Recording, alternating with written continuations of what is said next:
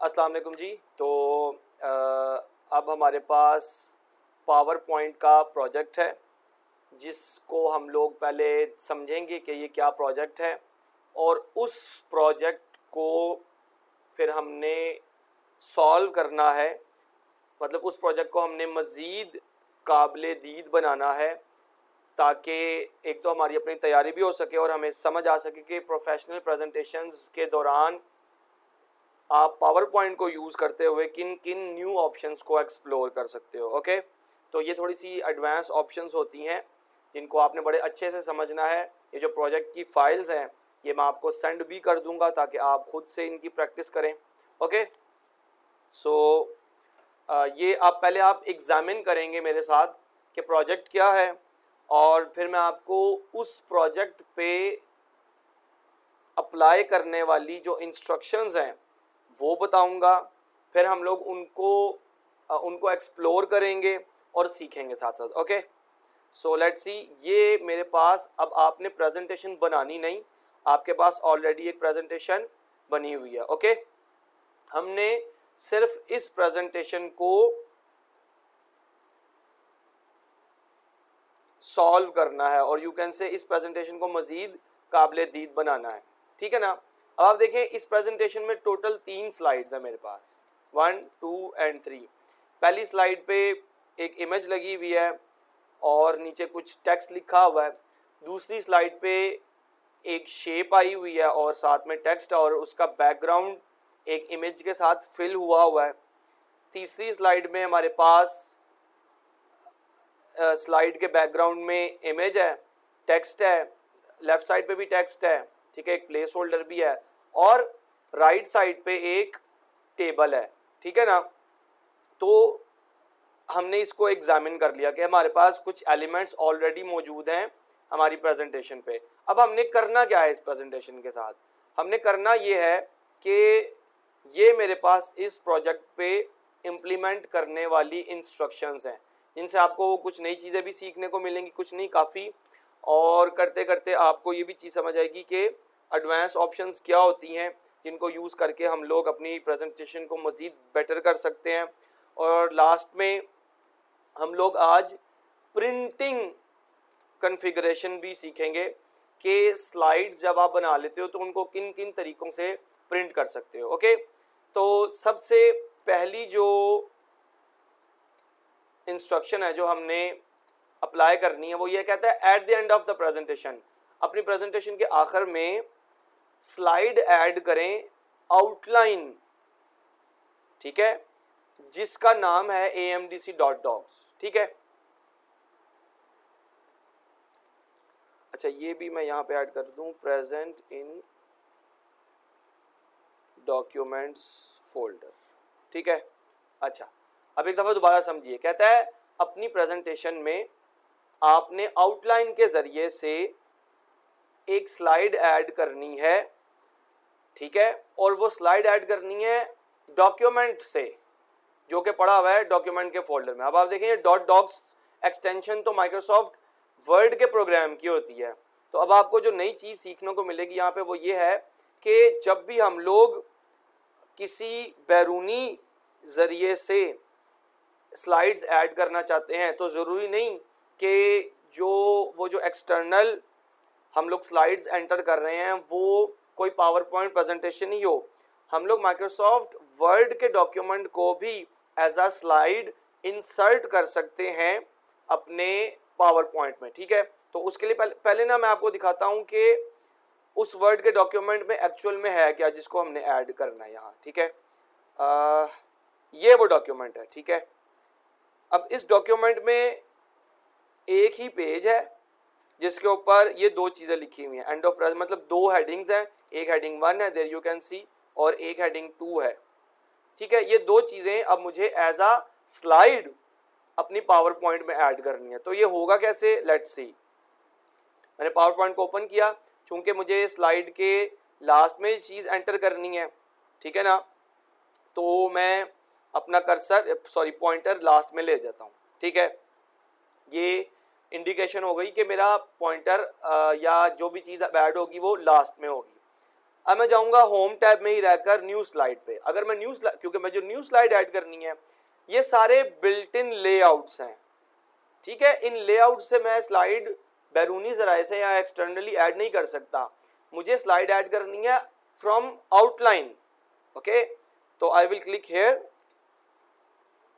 अब ये जो डायलॉग बॉक्स आया है ये मुझसे पूछ रहा है कि तुमने कहाँ से स्लाइड एंटर करनी है, तो मुझे ऑलरेडी इंस्ट्रक्शन में बताया हुआ है कि डॉक्यूमेंट्स फोल्डर में पड़ी हुई है स्लाइड। ओके, तो मैं नेविगेट वहीं पे करूँगा। मैं ये डॉक्यूमेंट्स फोल्डर में गया और उस स्लाइड का नाम है amdc.docs, amdc, ठीक है। ये सॉरी वो डॉक्यूमेंट है जिसको हमने एज अ स्लाइड एंटर करना है यहाँ पे, ठीक है, जिसको मैंने अभी आपको रिव्यू भी करवाया। सिंपली इसको ओपन करेंगे तो ये देखिए ये ब्राउजिंग हुई, सॉरी इसको पहले मुझे ना क्लोज करना पड़ेगा, ठीक है। अब मैं दोबारा ट्राई करता हूँ, new slide, slides from outline. मैं डॉक्यूमेंट्स के फोल्डर में हूँ और यहाँ पे मैं उसका नाम लिखूँगा, ओके, एंड ओपन। तो ये देखिए अब मेरे पास वो ब्राउजिंग हो रही है, वहाँ का कंटेंट उसने स्लाइड में कन्वर्ट कर दिया, ठीक है। तो ये अच्छा हो गया कि आपको एरर भी समझ आ गई कि अगर आपने ऑलरेडी माइक्रोसॉफ्ट वर्ड की कोई फाइल ओपन की हुई है जिसको आप एज अ स्लाइड एंटर करवाना चाह रहे हैं अपने पावर पॉइंट के प्रोग्राम में, तो ओपन फाइल एंटर नहीं होगी, ठीक है ना। आपको you first have to close that file और फिर आपको ये प्रोसेस करना पड़ेगा, ठीक है। अब मेरे पास टोटल 4 स्लाइड्स हो गई हैं और मेरा पहला जो टास्क है वो भी कंप्लीट हो गया, ठीक है। फिर कहता है ऑन स्लाइड 2, मतलब स्लाइड नंबर 2 पे apply moderate effect pink accent 5 style to the heart shape. Okay, कह रहा है कि ये वाला स्टाइल आपने अप्लाई करना है स्लाइड 2 पे मौजूद जो हार्ट शेप है। ओके, तो देयर इज स्लाइड 2, ये हमारे पास स्लाइड 2 है, इस पे ये हार्ट शेप है, ठीक है। इस पे मैं क्लिक कर लेता हूँ। जब मैं इस पे मैं क्लिक नहीं करता, जब ये अनसेलेक्ट है तो देयर यू कैन सी कि सिर्फ हेल्प तक मेरे पास मौजूद हैं टैब्स, लेकिन जब मैं इस पर क्लिक करूंगा तो मेरे पास शेप फॉर्मेट का टैब भी आ जाता है, क्योंकि ये एक शेप है तो इसके लिए जो ऑप्शंस हैं वो अब मेरे पास अवेलेबल हो गई हैं। अब मैं यहाँ से शेप स्टाइल्स को नेविगेट करता हूँ और मेरे पास पिंक उसने कहा है, ये पिंक है, ये आई थिंक ये पर्पल है, हाँ ये पर्पल है, पिंक ये है। तो उसने मुझे जी मॉडरेट इफेक्ट पिंक एक्सेंट 5, ठीक है, इस पे मैं क्लिक कर देता हूँ और ये मैंने अप्लाई कर दिया। मैंने दूसरी इंस्ट्रक्शन को भी मुकम्मल कर लिया, ठीक है। फिर कहता है on slide 3 delete the column with the heading rank, ठीक है। पहला ये टास्क है और इसका जो एडजेसेंट टास्क है वो ये है, इसको हम जरा बाद में देखते हैं, पहले हम ये वाला टास्क करते हैं। कहता है स्लाइड 3 पर मौजूद जो कॉलम है जिसकी हेडिंग है रैंक, उसको तुम डिलीट कर दो, ठीक है। तो आपने समझने वाली बात यहाँ पे ये है कि हम ये रैंक वाला कॉलम है, ठीक है। आप यूं कॉलम सेलेक्ट कर सकते हैं, ठीक है। जब आपका पॉइंटर इस तरह से इस तरह का हो जाएगा, देयर यू कैन सी, जब आपका पॉइंटर इस तरह से या इस तरह से भी नहीं इस तरह का हो जाएगा, आप क्लिक करेंगे, आप एक कॉलम सेलेक्ट कर ले। मुझे फिलहाल रैंक का कॉलम सेलेक्ट करना है तो मैं यहाँ पे क्लिक यूं भी कर सकता हूँ या आप मैनुअली भी सिलेक्ट कर सकते हैं इस रैंक के कॉलम को यूं, अप टू यू। अब मुझे सिंपली इसको डिलीट करना है तो आप डिलीट की भी प्रेस कर सकते हैं, या जो प्रोफेशनल तरीका है वो ये है कि आप डिलीट के सेक्शन में जाएं, ठीक है। ये देखिए अभी मैंने टेबल सेलेक्ट नहीं किया, ठीक है।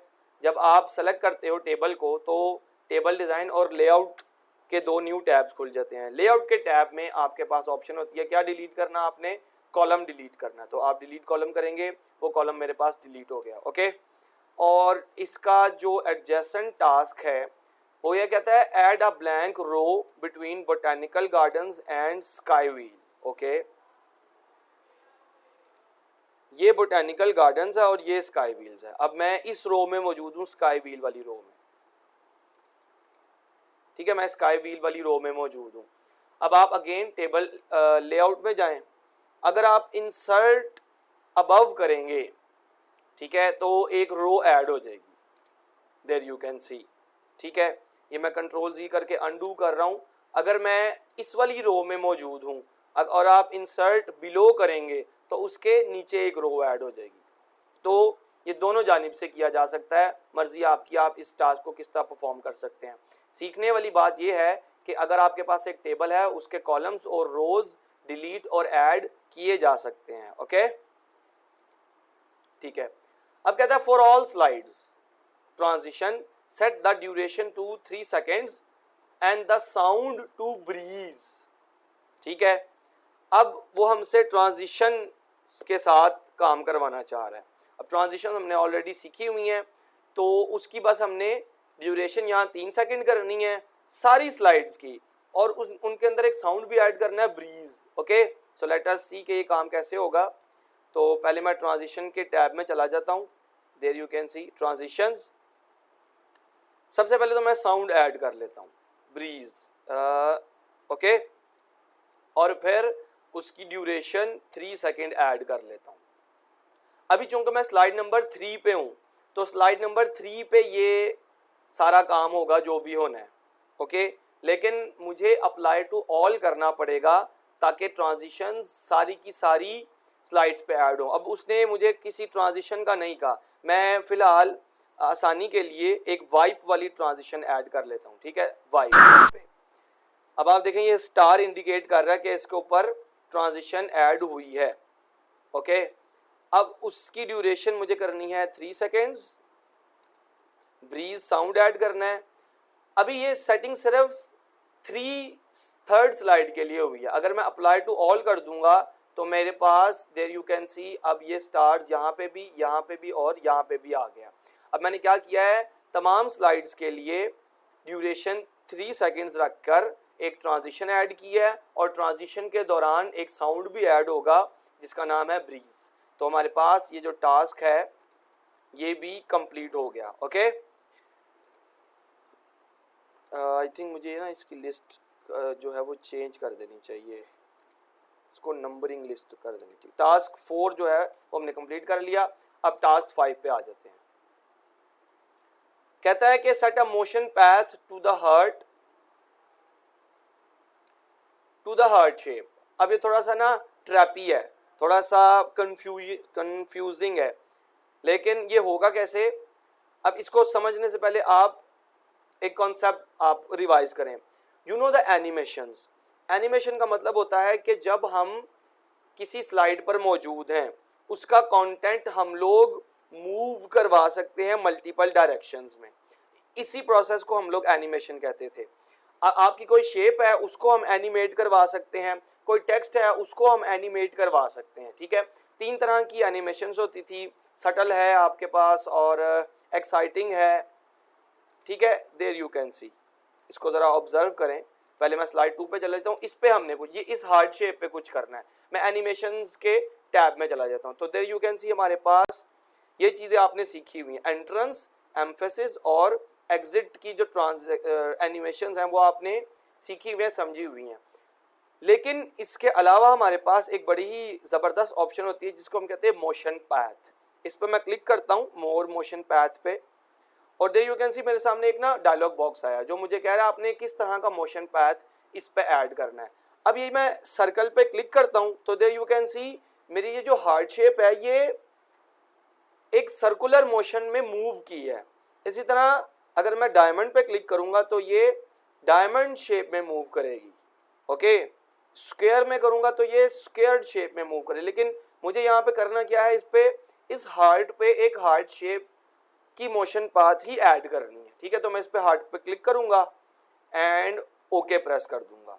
ठीक है, तो मोशन पैथ कई तरह के होते हैं, देयर यू कैन सी, इनको आप ऐड कर सकते हो। ओके, काफ़ी ज़्यादा होते हैं, ये चीज़ आपके लिए नई है क्योंकि मैंने पहले नहीं समझाई हुई, तो इनको भी आप यूज़ करके अपनी प्रेजेंटेशंस को मज़ीद जाज़बे नज़र बनाते हो। ओके, फिलहाल मुझे इस पे हार्ट शेप ऐड करना है, तो हार्ट। ओके, ठीक है, तो ये टास्क भी मैंने कंप्लीट कर लिया। अब कहता है insert slide number, date that will update automatically and your name into footer. Okay, footer में ठीक है।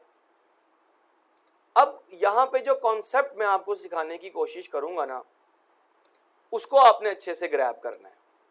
वो ये है कि ये मेरे पास स्लाइड नंबर 1 है। ओके, मैं इंसर्ट में जाता हूं और हेडर एंड फुटर पे क्लिक करता हूं।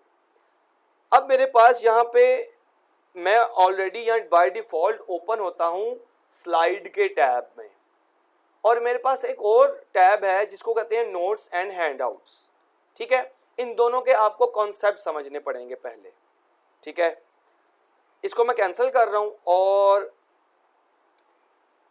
ये जो प्रिंट सेटिंग है ना, इस पे मैं आपको लेके जा रहा हूं, क्योंकि इसी के जरिए मैं आपको हैंडआउट्स और स्लाइड का कॉन्सेप्ट समझा सकता हूं ज़्यादा बेहतर तरीके से। ठीक है, ये देखें, हम लोग कॉन्सेप्ट समझने जा रहे हैं कि ये स्लाइड क्या है, हेडर और फुटर अगर स्लाइड पे ऐड होगा तो क्या होगा, हैंडआउट्स या नोट्स पे ऐड होगा तो वो क्या सीन होगा। ठीक है, तो मैं जा रहा हूँ फाइल एंड प्रिंट। ठीक है, जब मैं प्रिंट वाले सेक्शन में आता हूँ तो मेरे पास ये बाय डिफॉल्ट सेटिंग्स हैं।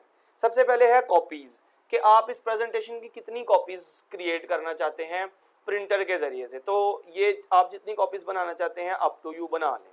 ठीक है, ये तो सिंपल ऑप्शन है। तो उसके बाद जो सा प्रिंटर आपके अटैच होगा उस प्रिंटर की ऑप्शन आ जाएगी। अगर आपके पास मल्टीपल प्रिंटर हैं तो उनकी ऑप्शन आ जाएगी, आप किसी एक प्रिंटर को चूज़ करके उसको सेलेक्ट कर सकते हैं। ठीक है ना। उसके बाद ये वाली जो सेटिंग्स है ना, ये इंपॉर्टेंट है, इन्हीं को समझना है हमने। अब होता ये है कि जब हमारे पास पेज है ना, जिस पेज पे आपने प्रिंट करना है, A4 साइज का है, AA साइज का है, जिस भी साइज का है, उसके ऊपर अगर आप स्लाइड्स को एज इट इज प्रिंट करना चाहते हैं तो आप सिंपली ये प्रिंट ऑल स्लाइड्स पे को सेलेक्ट रहने देंगे और प्रिंट पे क्लिक कर देंगे। लेकिन जरा इसको एक्सप्लोर करें। अच्छा, यहाँ पे ये ऑप्शन भी है कि आप कितनी स्लाइड्स करना चाहते हैं प्रिंट, 1,2, 2 स्लाइड्स करना चाहते हैं तो 1,2 आएगा, 3। टोटल हमारे पास 4 स्लाइड्स हैं, लेकिन उसमें से सिर्फ 3 स्लाइड्स प्रिंट होंगी। ठीक है, तो अप टू यू आप कितनी स्लाइड्स करना चाहते हैं। फिलहाल मैं आपको ये चीज़ दिखाने लगा। मैंने इस पर क्लिक किया तो देयर यू कैन सी, वो कहता है print selection, print current slide, custom range. आप स्पेसिफिकली स्लाइड नंबर 8 से लेकर 16 तक प्रिंट करना चाहते हैं, अप टू यू। आपने कुछ स्लाइड सेलेक्ट कर रखी हैं, जैसे ये मैं कंट्रोल की दबाकर ये वाली स्लाइड, पहली स्लाइड और पहली, दूसरी और चौथी स्लाइड सेलेक्ट की है।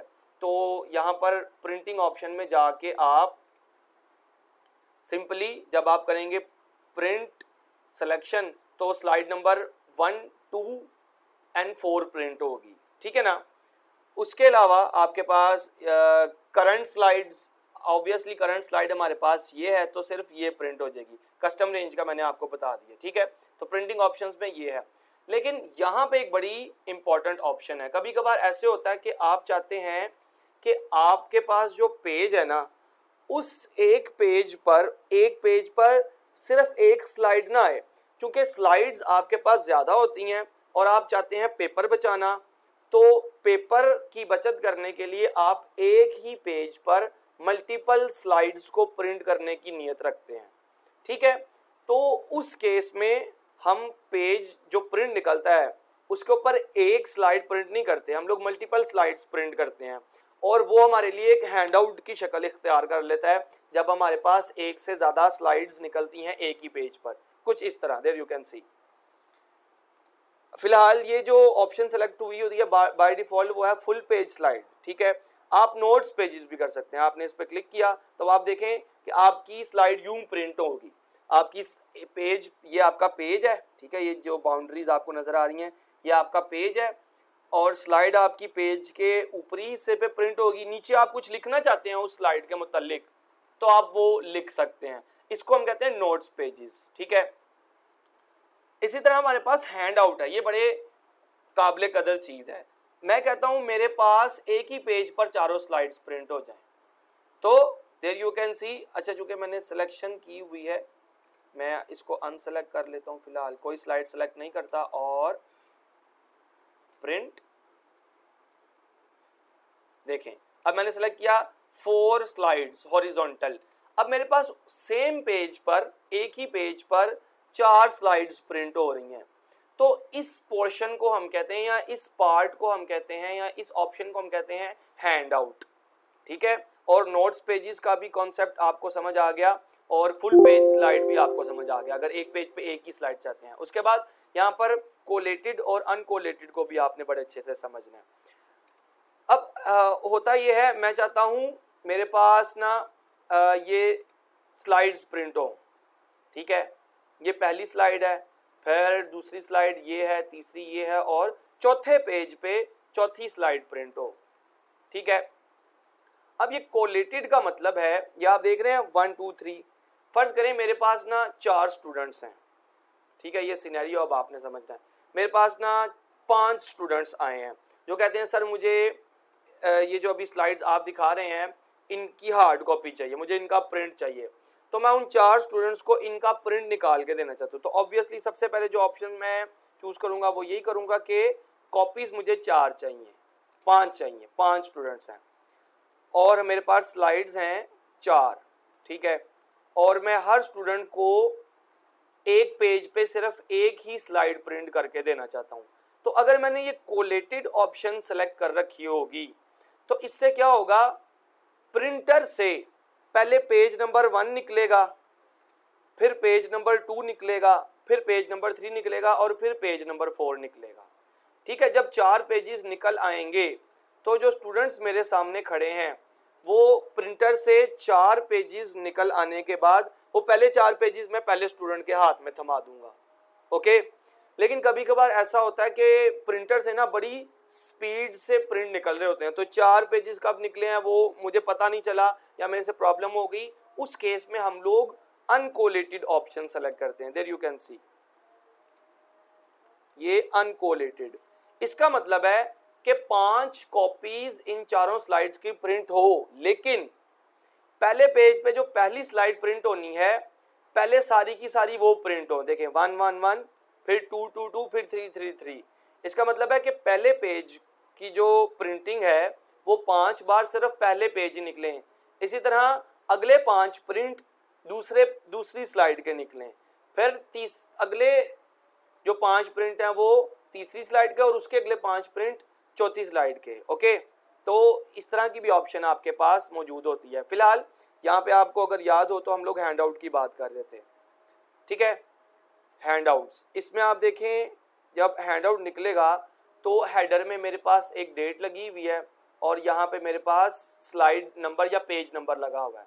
मेरे पास जो टास्क है वो टास्क ये है कि स्लाइड नंबर ऐड करना है, एक डेट ऐड करनी है जो अपडेट हो ऑटोमेटिकली, और अपना नाम ऐड करना है फुटर में। अब उसने ये स्पेसिफाई नहीं किया कि हैंड आउट में करना है या स्लाइड में करना है, ठीक है ना। तो फिलहाल मैं अगर यहाँ पे खुद से एक ऑप्शन ऐड कर दूं कि हैंड आउट पेजेस में करना आपने,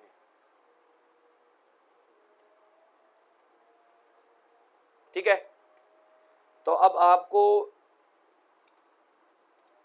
आप जाएंगे इंसर्ट में, आप किसी भी स्लाइड पे हो डजंट मैटर, ठीक है ना, इंसर्ट हेडर एंड फुटर। जब आप फुटर पे जाएंगे तो आप स्लाइड पे नहीं, अगर आप स्लाइड पे करना चाहते हैं तो स्लाइड पर रहें, लेकिन फिलहाल मुझे तो हैंड आउट पे करना है ना, कि जब इसका मैं प्रिंट निकालूं तब मुझे ये वाली चीज़ें चाहिए।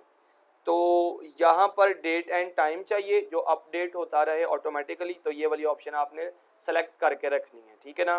तो अब आप ये भी देखें कि डेट एंड टाइम जो है वो यहाँ पे टॉप राइट पे नज़र आता है, ओके। और मुझे पेज नंबर भी चाहिए, या यू कैन से जिसको स्लाइड नंबर कह सकते हैं। अगर हैंड आउट है तो पेज नंबर ही आएगा।